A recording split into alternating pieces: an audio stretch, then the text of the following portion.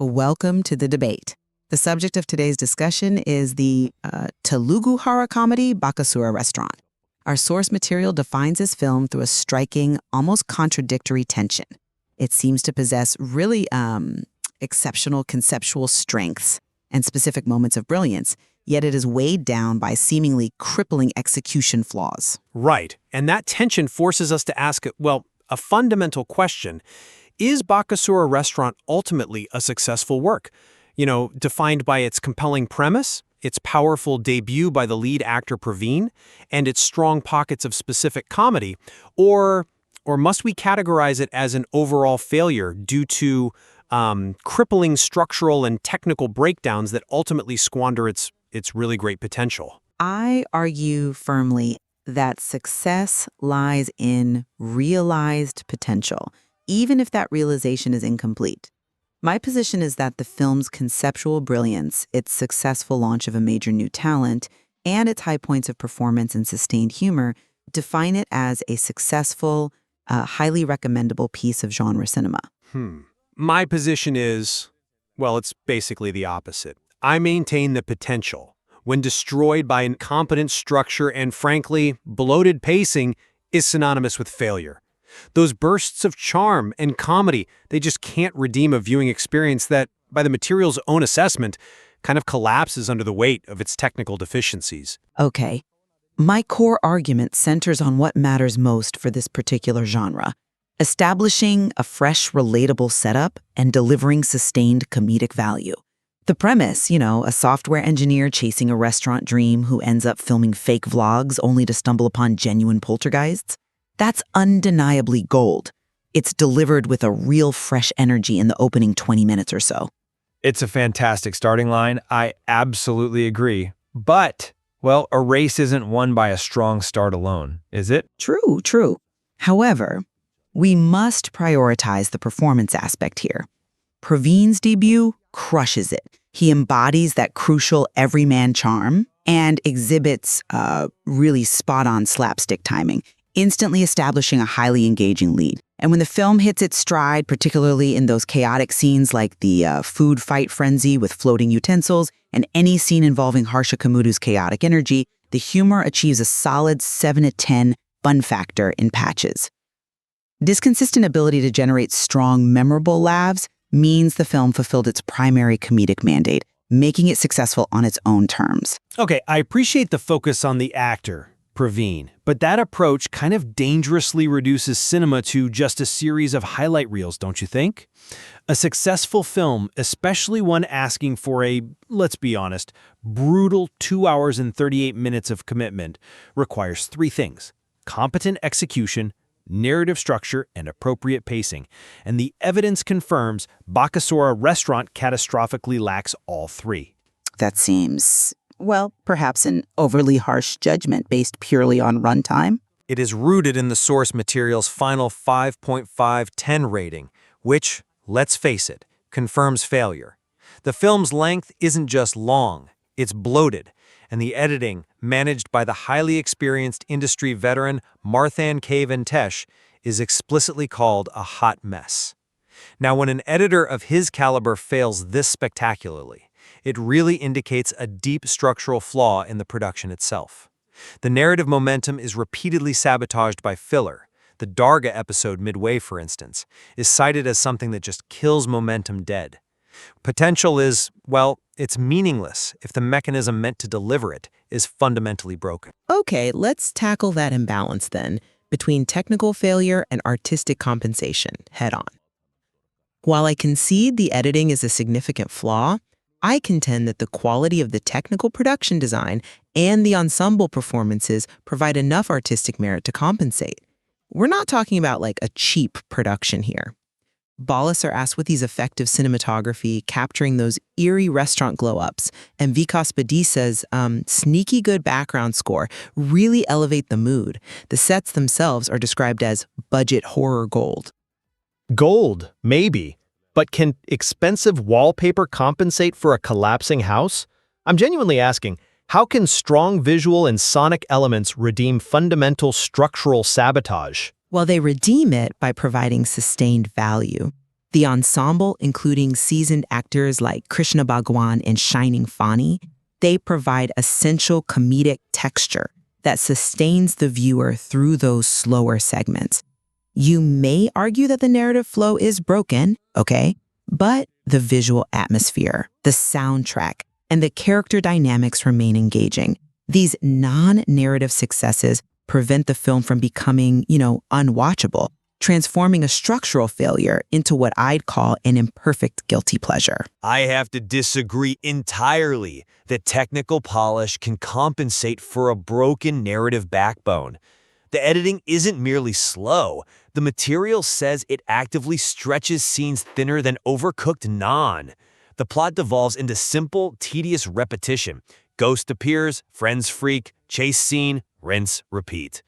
That technical polish you cite is wasted because the delivery mechanism, the ability to tell a coherent, engaging story over 2.5 hours, is fundamentally broken.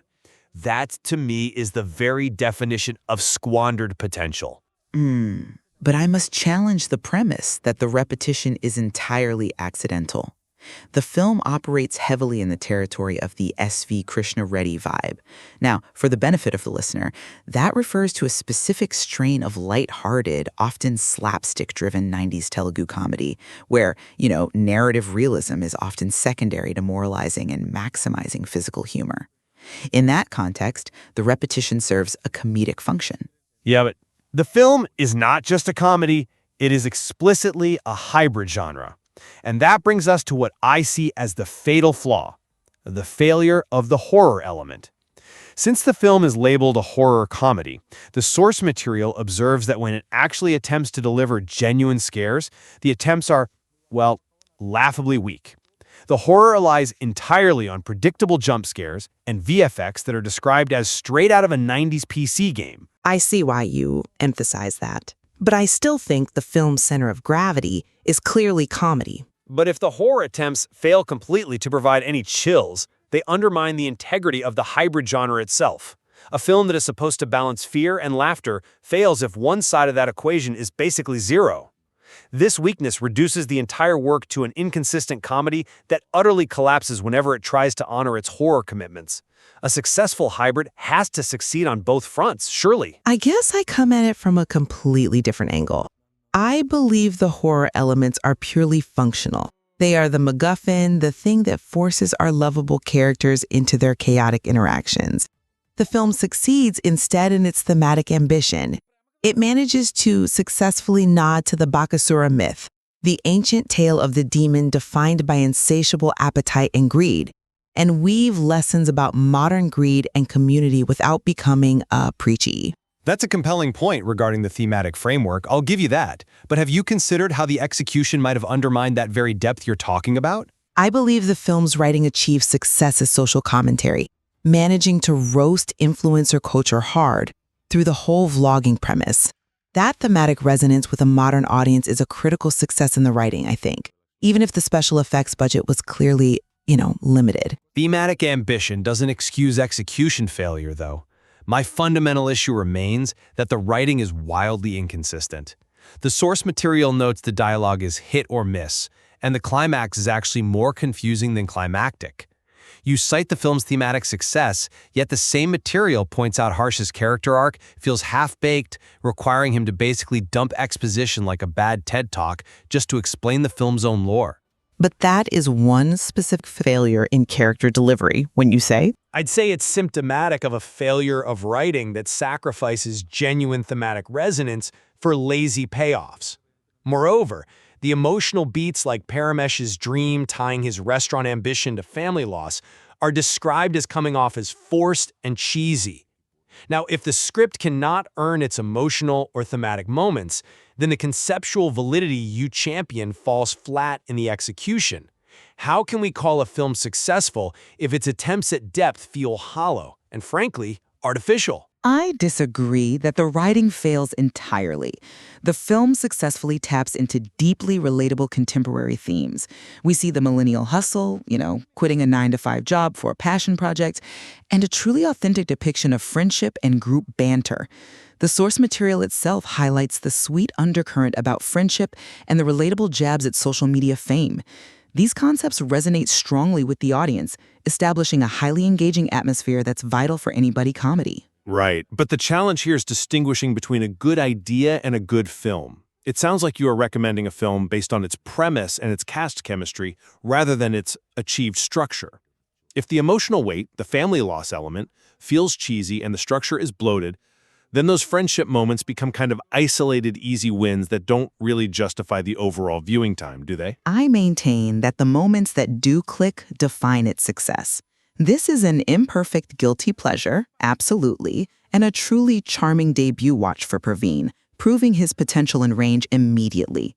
When we assess a film like this, a lighthearted genre piece, we have to privilege the entertainment delivered. That 7-10 fun factor in the first half defines its value as a breezy detour. But the ultimate assessment has to reflect the entire 2.5-hour viewing experience. And that experience, by the material's own admission, is defined by the fact that the execution never catches up to the quirky premise. You can't just grade the highlight reel. The final result is a film that is described as simply routine, confirmed by that disappointing 5.510 score. We cannot allow the theoretical strength of a concept to mask a fundamentally flawed and, let's be honest, overlong experience. So, to summarize my position, the film is a success because its value lies in realized potential in key areas. The successful launch of Praveen's career, the high-quality comedy performances from the entire ensemble, and the strong original initial setup. These elements collectively provide significant entertainment and artistic value that I believe elevate the film beyond its undeniable execution flaws. And I stand by the assessment that potential, when squandered through critical structural failures, specifically the hot mess editing, debilitating repetition, and laughably weak horror elements, results in an unsuccessful product. The film simply fails to meet the standard of comparable well-executed genre cinema, like, say, Tumbad, or even the high bar set by works like Andadan. Well, this discussion beautifully illuminates the precise tension created by the source material, a film that is clearly defined in, well, almost equal measure by strong conceptual highs and severe structural lows. Exactly. Leaving the final decision to the listener. Which holds more weight in defining success? The sustained entertainment value derived from its successful components, or the overall failure of its narrative execution? Thank you for joining us on The Debate.